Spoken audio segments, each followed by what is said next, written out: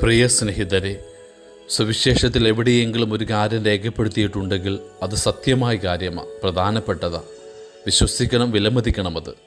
എന്നാൽ എല്ലാ സുവിശേഷങ്ങളും പലവട്ടം പരാമർശിക്കുന്ന ഒരു കാര്യം സവിശേഷമാം വിധം പ്രധാനപ്പെട്ടതാണ്, ഏറ്റവും വിശ്വാസയോഗ്യവുമാണ്.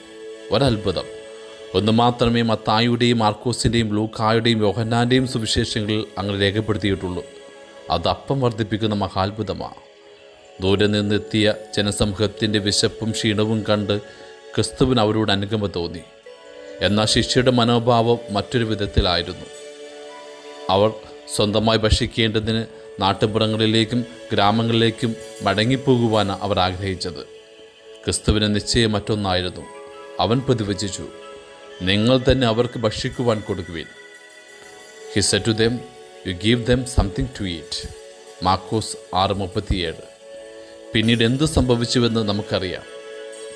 U give them something to eat എന്ന ഒറ്റ വാക്കിൽ എൻ്റെ മനസ്സ് തട്ടി നിൽക്കുന്നു. ക്രിസ്തുവിൻ്റെ ഈ ആഗ്രഹം ദൈവത്തിൻ്റെ മനസ്സാണ്. അവർക്ക് കൊടുക്കുവാൻ ശിഷ്യരുടെ പക്കൽ ശേഷിച്ചത് കുറച്ച് അപ്പക്കഷ്ണങ്ങൾ മാത്രമാണ്. എന്നാൽ ദൈവത്തിൻ്റെ പക്കൽ വിലപ്പെട്ട മറ്റൊന്നുണ്ടായിരുന്നു, അവൻ്റെ ഏകജാതൻ. ആശ നഷ്ടപ്പെട്ട് സങ്കടങ്ങളിൽ തട്ടി ഇനി മുന്നോട്ട് പോകുവാൻ കരുത്തില്ലാതെ തളർന്നു നിൽക്കുന്ന മാനവകുലത്തോട് ദൈവം കാണിച്ച മഹാമനസ്കതയാണ് കാൽവരിയിലെ ആ മഹാത്യാഗത്തെ നാം കാണുന്നത്. ക്രിസ്തു ശിഷ്യരോട് പറഞ്ഞത് എന്തെങ്കിലും കൊടുക്കാനാണ്, എന്നാൽ ദൈവം കൊടുക്കാൻ കരുതി വെച്ചത് തൻ്റെ ഏകജാതനെയാണ്. ക്രിസ്തു അവ കൊടുത്ത കേവലം കുറച്ച് അപ്പമാണ് മുറിച്ച് വർദ്ധിപ്പിച്ചത്. ദൈവമാകട്ടെ അവൻ്റെ ഏകജാതനെ കാൽവരിയുടെ വിരിമാറിൽ മുറിച്ച് പങ്കുവെച്ചു.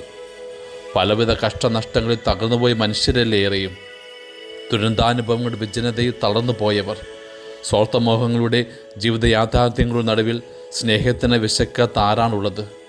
വീണ്ടും കരുത്തോട് മുന്നോട്ടു പോകുവാൻ ദൈവം നൽകിയ അതിജീവനത്തിൻ്റെ കരുത്താ ക്രിസ്തു.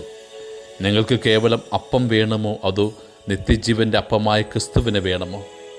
ഉദരത്തിൻ്റെ വിശപ്പിന് അപ്പം മതി, എന്നാൽ ജീവിത നിരാശയുടെ അതിജീവനത്തിൻ്റെ കരുത്തിന് ക്രിസ്തു കൂടിയേ തീരൂ.